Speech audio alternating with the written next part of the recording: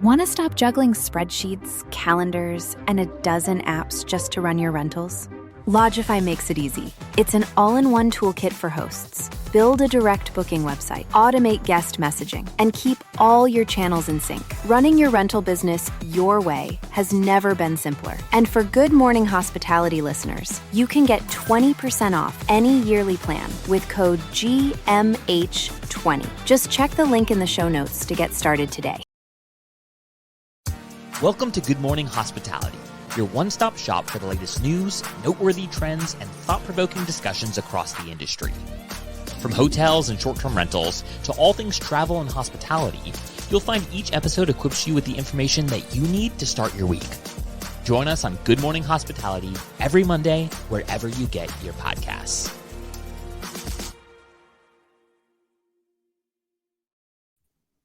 Good morning. Good morning, Brandy. Nice to see you. How are we doing today? Nice to see you. I'm great. I'm in New Orleans right now, just bopping around, visiting all the properties. I love it. Well, happy Monday. It's the best day of the week. Let's go. Let's go. We We're only are supposed up. to fight over that. I know. That's why I was like, okay, give her the setup and then spike it. Unfortunately, for all of our listeners, Michael Golden is not here. He is getting ready and prepped to become a dad once more. So we gave him this week off. So he actually gets to have some time off and not be worked like a dog, especially with our show, because that's all we do. We just work. So wanted to give him some time off, but he will be back in the next coming weeks, maybe month or so, depending on all the timing. So we wish him and his family all the best. But until then, you get the lovely Brandy and Will combo duo, which I'm excited about. So are you ready to jump into amazing topics this week?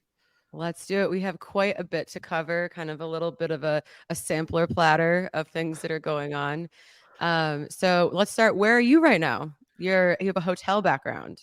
I am in a new city. I'm in Minneapolis, and I'm here for the TravelNet Next conference. So I'm really excited to attend. Obviously, TravelNet is a great partner of ours. They've been with us for quite a run, I would say. We did our first 6 months with them, and now we're doing another. So really excited to be here. We obviously had Ryan Bailey on the show not too long ago. Now I get to sit down with Ryan and Andrew and a bunch of the executives at TravelNet, and everyone on the team, including the users and the property management companies that are part of the company, and get some micro interviews done, get some good sessions in. And the main theme for the users conference this year is advanced and scaling technology and how to use it. So there's quite a line and run of sessions this year for the conference, in the sense of,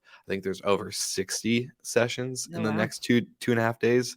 So there's a lot to report. Yeah, there's a lot to report on. I think I'm missing like the morning part, but they knew, had to get on the GMH pod to bring in the news for our listeners. So I'm excited though.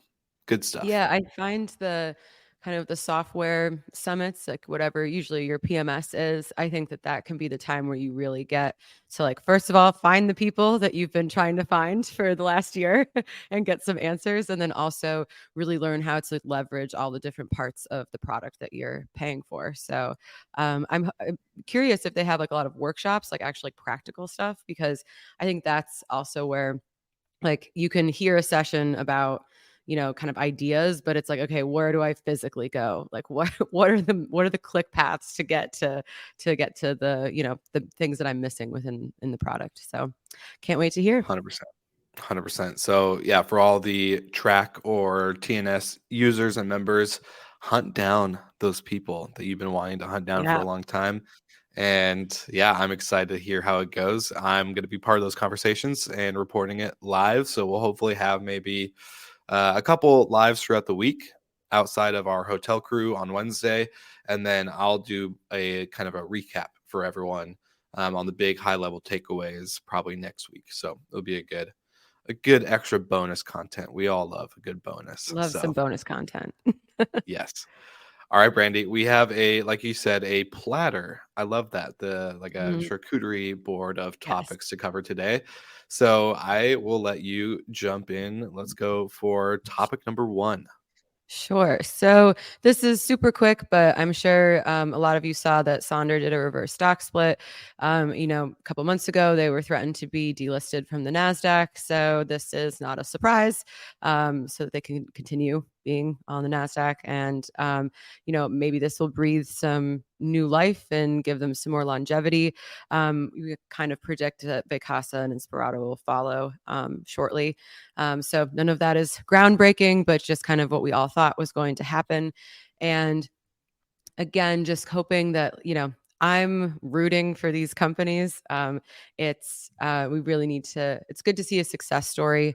And it makes, if any of you are raising money in the near future, it might make it a little bit easier if you have some success stories out there. So I had my like trading app open and I looked at and it said what my Sonder like share price was that day. And I was like, that is very high. And then I realized what happened. So I had like a moment of like, oh my gosh, they really turned things around like aggressive 48 hours. And then I actually thought about it. And that obviously was not what happened. But yeah. So now we'll just kind of see what happens in the next year. And hopefully they can turn things around. Obviously being focusing on the cash flow is everyone's Yeah. biggest priority right now. 100%. And I forgot to do this before we jumped in the topic, but I'm getting a couple messages personally directly on LinkedIn as we're live for next and for this episode.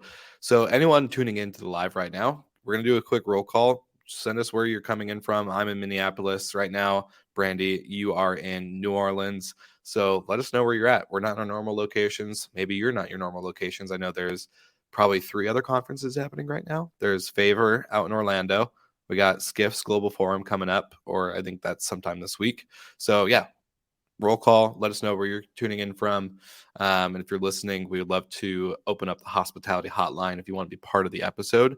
Sorry to interrupt and break up your charcuterie No, it's topic. okay. But figured we did that last time and it was a good, fun way to connect with listeners. And as I'm getting these messages, shout out to Catherine with booking.com, who is here at Next as well. That can't wait to meet up. All right, let's go.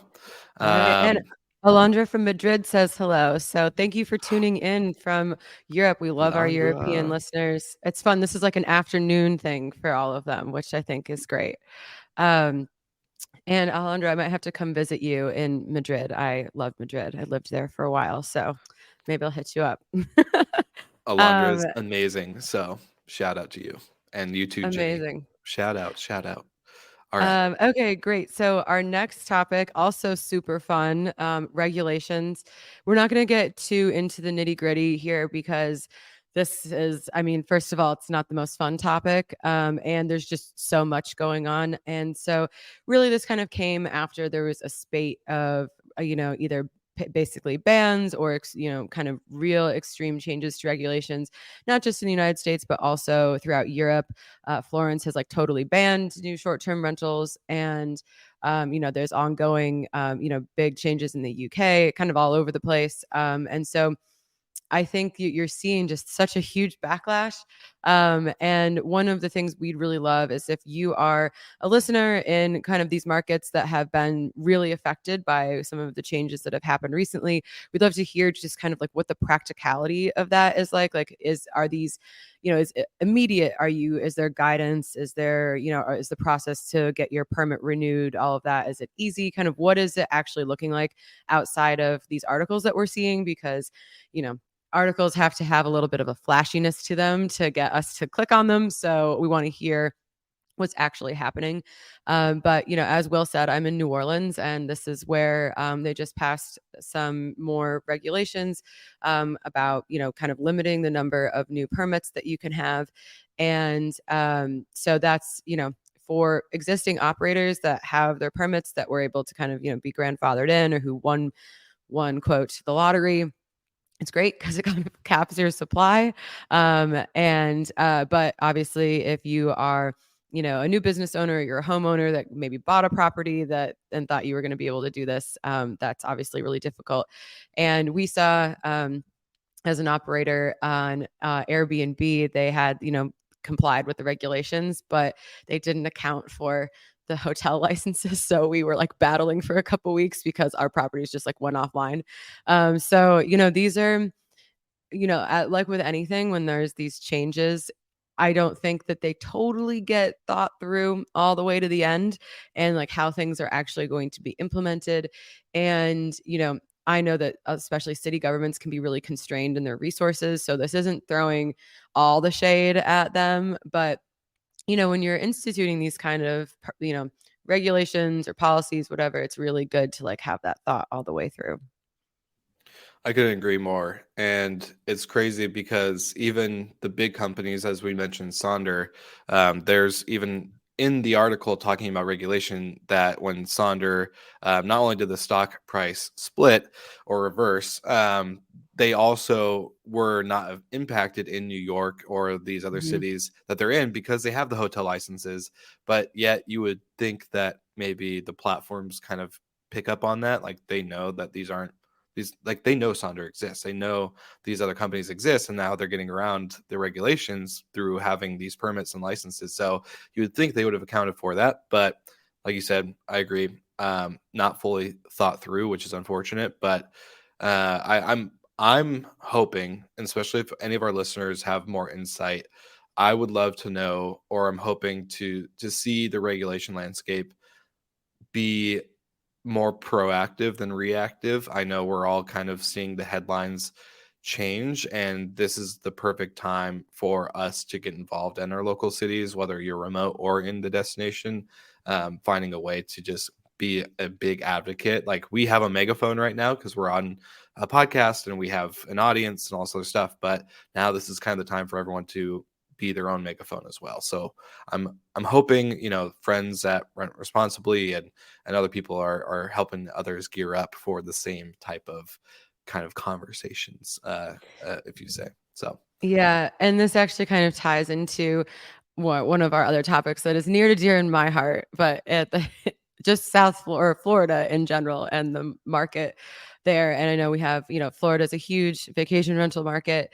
And it's interesting because when you actually start working in Florida, there's all these little like fiefdoms, right? Like all these little cities and towns have their own codes and regulations and everything like that. So for example, in Miami, we have a building in North Bay Village, but North Bay Village is just a couple little islands between Miami and Miami Beach, but it is its own city. So you have everything is different there compared to it's all these tiny little municipalities. And positively, people have been coming to Florida. It's obviously a huge vacation rental destination. People want to buy properties there, investment properties, but now the supply is it's just there's so much supply. And there was a great Skift article talking about, I'm hyper aware of what's going on in South Florida, but kind of talking about the rest of the state and how there is just this huge amount of supply, but also the cost of living is going up. All of your expenses are going up. And it's also hard to find labor in those markets. That's getting increasingly difficult. And it is like that it's a huge problem when someone has to drive an hour to come be a maintenance tech or a housekeeper because all of your costs just start ballooning. And so even if you've been seeing some record revenue, which obviously we've been talking about this year has kind of tapered off or slowed down a little bit, but still some pretty significant revenue, your bottom line might not be looking as great because those expenses have either kept on pace or outpaced that revenue growth. And in Miami, for example, they're building these huge buildings that have built-in STR components, which as a renter I think that's fantastic, but as an operator you're like, okay, so I can see these 7 buildings from my window that are going up that are going to allow STR. Those each have like 600 to 1,000 units in them, and it's just like, oh my god, so much supply. So we've mentioned that on the show before. Just kind of, I guess we'll have to see until those buildings open. But just across Florida in general, there's I think that squeeze is being felt more and more. And you have things that people might not think about, like the cost of insurance. A lot of the major insurers have left the state. This is kind of the same thing that's happening around a lot of the Gulf states, also here in Louisiana. And so that's just another added expense. It might have been $1,500 a couple years ago. Now it might be $7,000. So you're just dealing with these other forces in the state economies that are making it more and more expensive to operate. Yeah, and you said it perfectly. The only thing it blows my mind if you remember during COVID, the early days of it, how many people were at home and they're like, "Hey, I have time for home projects. I have time to go work on my investment properties," and you couldn't find lumber or plywood or anything at Home Depot or Lowe's. Like no one had any supply.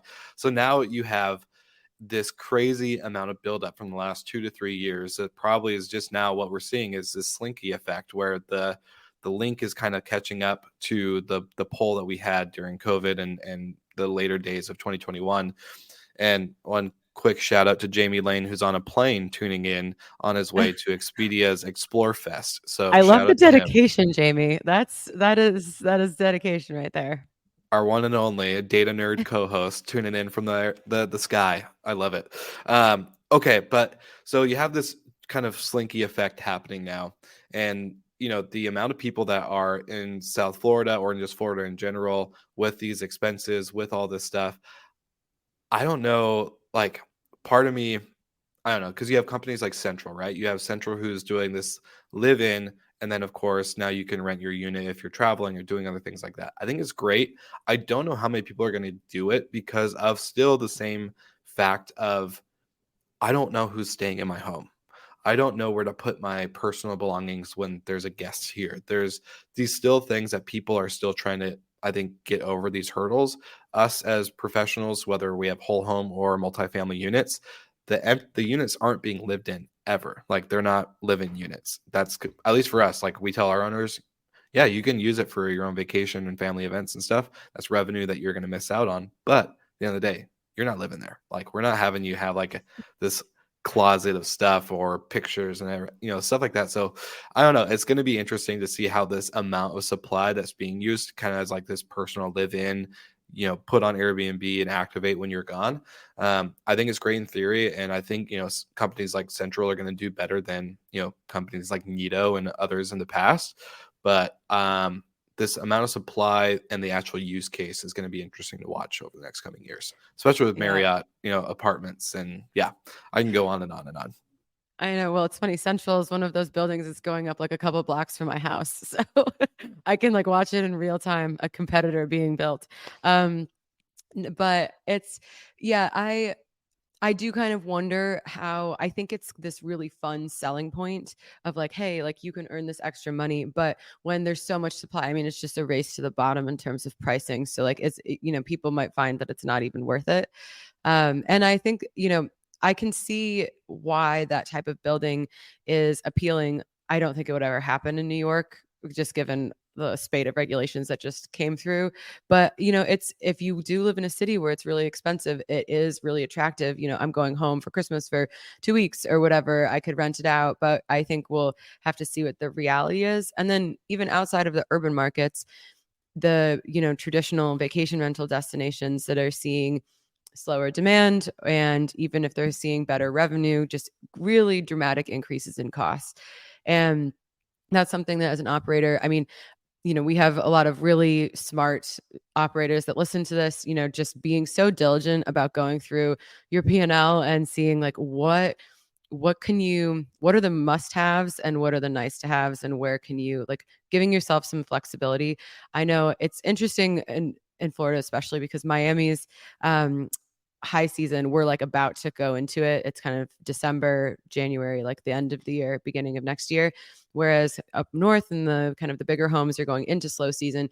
And I think now the preparation for slow season just has to be, you have to be so much more diligent and plan, just like really get your house in order for the coming year, because I think the swings are going to be much more dramatic than they used to be. Yeah. Financial stability, profitability, making sure you're not just raising capital to raise capital, or you're not just spending capital to spend.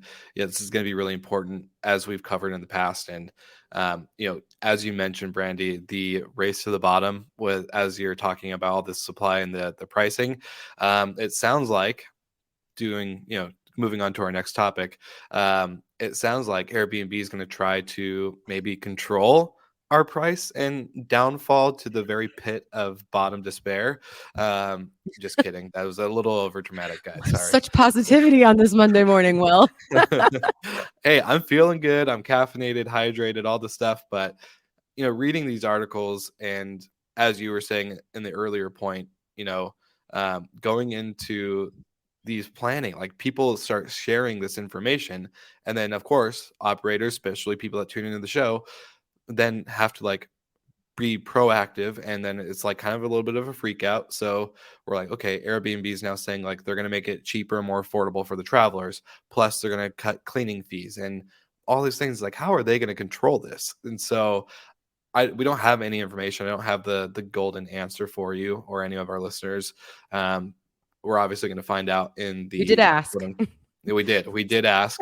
We are not making statements without asking first, but it's going to be very interesting to see how this all plays out, in the sense of control. And if this whole thing, like, people joined Airbnb and this platform and vacation rentals most likely for the sense of being able to control what they're charging for the experience in the home or the apartment or whatever they're providing. So the statement with Brian Chesky is a little vague, going into obviously their summer release, which will come out in November. I think it's their summer release coming out in November. But basically talking about how they listened to the travelers, right? It's getting too expensive. It's not as affordable as a hotel. It's actually more expensive than a hotel, which back in the day, it was, anyone could get an Airbnb for cheap, or a short-term rental for all of our STR people that hate being called an Airbnb. I get it. But there's all these things happening, and it's very interesting, especially after last week. But Brandy, I would love to get your thoughts. Yeah, I'm gonna I guess another rant about an OTA. No, so Brandy rant, kind of Brandy rant, Brandy rant. I think that part of the thing that I thought about after last week's episode and things to keep in mind is that we're going into the fourth quarter.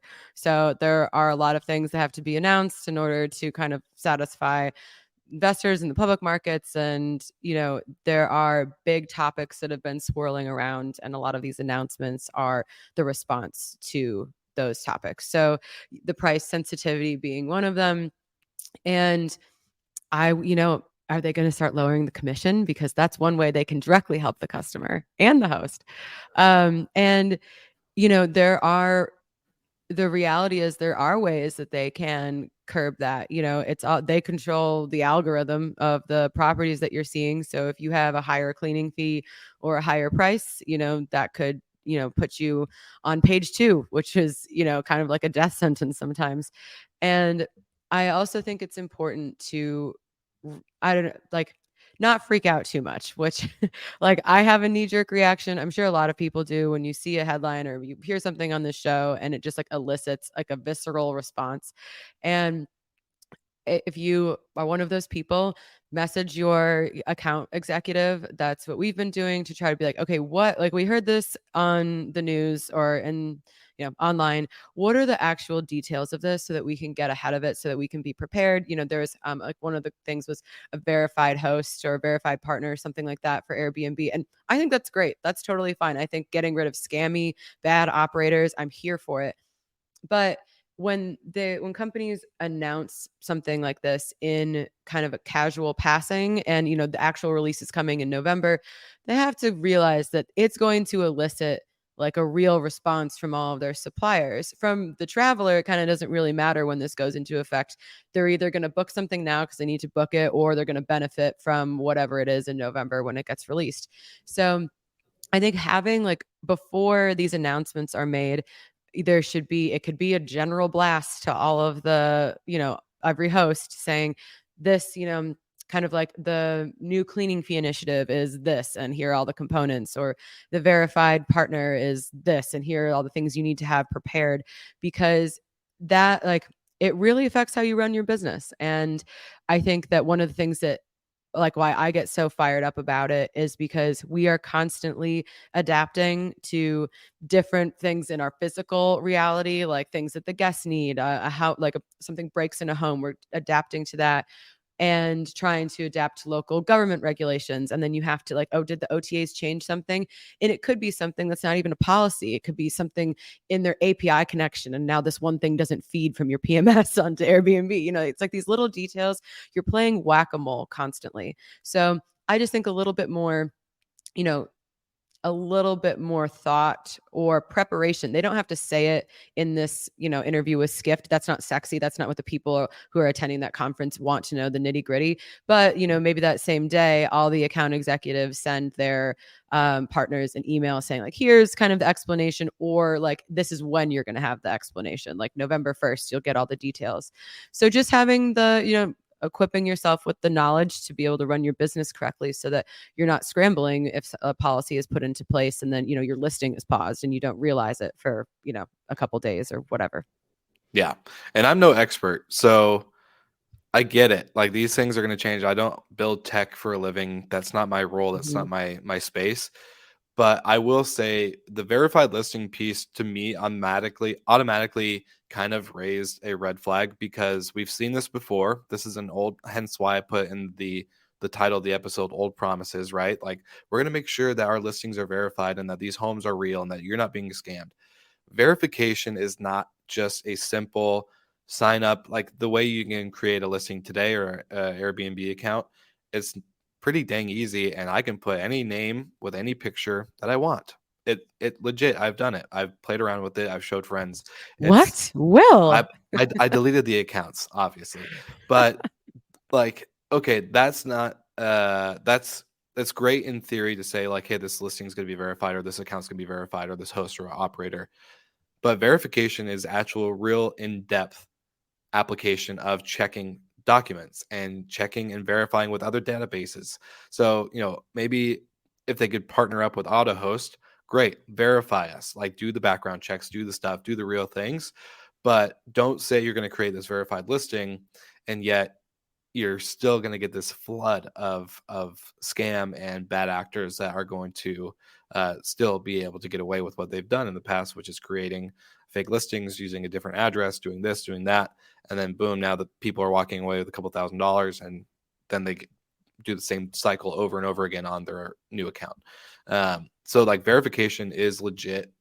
Like, I'm not a tech builder, but I know verification is more than just checking a photo ID that I scan in, type deal. So there's got to be, I think that's the more. problem, is that it's the people that are scamming and doing all that stuff, they move faster than the bigger Airbnb ship or whatever can move.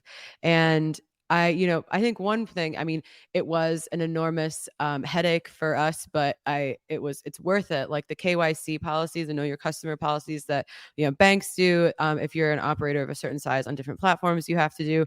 I mean, they go into the details of who owns your company, of your bank, all of that stuff. And so obviously I don't think that is feasible. I think you have to be a certain, like, revenue threshold for that to take place, but that's one way. And ID verification, I mean, I would say Airbnb from a operator standpoint has the best, like, we're not getting most of our chargebacks from Airbnb. There's one OTA that reigns supreme for chargebacks. And it is not Airbnb. And but still, even with their, like, ID verification, you have to take a selfie and all of that. There's still, I mean, people are still finding ways around it. And it's so funny when we go to create a new account for a new building, I will get so annoyed because, like, instead of our distribution team setting up like the whole thing, like, I'll have to go in and like do some parts of it because it requires like my ID, or it's just easier if I'm on the account. And so even when I'm like huffing and puffing about like just taking 5 minutes out of my day, I'm like, you know what, this is actually a real safety measure. So I do appreciate that it's there. but like cyber security and things like that is we could get our auto host friends on here to talk more about it, but there's so much to it. So I do, hopefully whatever they announce in November will be more robust, because I also just like personal anecdote, have been booking a house in Vail for skiing in March, and we were looking all over the place, going to direct sites and everything, and then there was so many listings that were fake, and I could tell that the only real one was on Airbnb. But if my friends had been booking it, it was a couple $1,000s cheaper on Vrbo or some other site, and they were going to book it, and I was like, don't do it, this isn't a real listing. They have no reviews. They have one review, it's all fake, it's written in poor English. Like, this is definitely not a real listing. So Oh my yeah, gosh. they're out there. And also, if you're going on a group trip with friends that aren't in our industry, you just have to make yourself the designated booker, because everyone that listens to this podcast knows how to do this correctly, and you just have to shoulder that burden for a little bit. Preach. You took the words right out of my mouth. And the one thing I'll say to like a final thought before we share on how you're going to win a happy hour for your housekeeping team. Oh yeah. I will say this is a perfect, and I know like book direct is maybe a message a lot of people are kind of getting. It's kind of like in one ear out the other. But I think not book direct, but building a brand is going to be so much more important right now. Getting a legit brand name, a brand theme, all this stuff, get like standardized as an operator if you're not, because this is going to be so impactful for changes that happen on Airbnb, Vrbo, Booking, anything like that. You want to have people that do stay in your properties, whether they come from any of these OTAs, to feel comfortable to book with you again and to book with you directly and to do all this other stuff. So build a brand and build your own dependence and reliance on yourself rather than these OTAs. That's my big, like, do whatever tactics you need, get whatever software or tech you need, do what you need to do. But at the end of the day, it's about building a brand and building a company. And that's kind of where I am very passionate. So, Wow, I wish we'll have to put a pin in that, because I have slight rebuttals. But I will save it for another day. yeah, we'll maybe have a face off on the next pod. Yeah. Just kidding.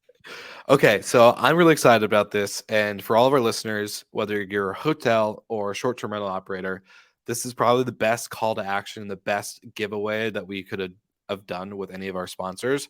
So our partners at Sojo have decided, you know what? It's great to get you wine. It's great to get you coffee. It's great to get you all these samples and kits. But there's nothing better than getting your team together and having a good time off work hours and just getting to relax and maybe have a drink or two. So if you want to get a complimentary happy hour for your housekeeping team, all you have to do from today until I think I put October 16th. That's the last episode before VRMA that we're going to do. So by that time in this window, you need to get a sample kit from Sojo with the link in the show notes. And when you do, you are automatically input into a drawing. And at the end, we'll do a randomizer and it will pick out whoever the winner is, and you'll win a whole happy hour for your housekeeping team, complimentary, provided by Sojo. So what a great way to, one, reward your team for working very, very, very, very hard. It's not an easy season right now, whether it's a low season or a high season. It's still like we're grinding. Like operators Yep. out there are nonstop, go, go, go. There's no breaks, there's no rest, there's no nothing. So we want to be intentful and thoughtful with our partnerships. And Sojo was totally on board and actually brought up this idea of like, hey, at the end of the day, the housekeepers, the people that we work with and dedicate our product to make sure it's easy for them to put into the home and to get into the rental and make sure that your guests are taken care of. They wanted to make sure that they're taken care of as well. So I think this is going to be really, really fun to see who wins and to see all the people get the kits and all the drawing of it. But man, I'm so excited for whoever this housekeeping team is. I also like personally like, can I fly out and just attend the happy hour with them? I'll come. I'm part of your housekeeping team. No, I think this is a great way. Either you're like kind of wrapping up high season, or you'll be gearing it up to go into your high season. So I think this is awesome. And yeah, I think your housekeeping team, I think everybody would agree, is kind of the hardest working people that we have in our stack of employees. So I think this is awesome. Agreed. And so I know for the live viewers, there's no link technically right now. I'll put a link in the comments, and then we'll have a couple posts throughout the time period of today up to October 16th to make sure that you have opportunities to make sure you get your sample kit, but then you're also included in that drawing. So make sure you're tuning in on LinkedIn. Importantly, that's the main platform. We're on others, but that's where we'll be putting all the stuff or the show notes in Spotify and Apple. So make sure you get that. And Brandy, anything exciting for you as you are in New Orleans or anything coming up? I Yeah, would love well, to hear. I'm going back to Miami in a couple hours, and then the next podcast I will be broadcasting from Bucharest. So I'm going to Romania on Friday. So Love it. very excited. I haven't been before. One of my best friends lives there, so I'm excited to cross another country off. I love it. Well, we'll have a couple weeks with just you and me, and then we, Mhm. of course, have our hotel crew. But then I think right before Verma, we have confirmed we got Nico, who is the founder of Bob W, who will be on the pod. And I just did my own interview with him on Slick Talk. Great, just smart dude. Really good conversation. Really excited for his episode here. But we are in conference season. I'm not going Mhm. to be surprised if we see a couple announcements this week I know. or closer to Verma about fundraising and acquisitions and all these things. So, for all of our listeners, if you didn't hear, last week we officially launched our Good Morning Capital Report. So it is free, but there is a subscriber wall. You do need to give us your email to get in. But basically, it's a monthly newsletter. We're going to be sending updates on all the financial news happening within the space: hotels, short-term rentals, tech, all the stuff. But then there's a dashboard. You can play with the dashboard. You can interact with it. You can search your company. If you don't see your company there, let us know. There's a form to fill out. But at the end of the day, this capital report is something very exciting, and we've already got a good handful of subscribers that have gotten in and have been playing around and sending us feedback. So just wanted to say, if you haven't, go do it. It would make my day personally, because it's been a fun project that I've been Yeah, working on. Will's been But working really hard on it. So thank you, Will. of course, and we got it all branded and stuff. So yeah, very excited. But Brandy, I think this is our time to say goodbye. I'll see I you know. on See you next week. the next pod. Bye, guys.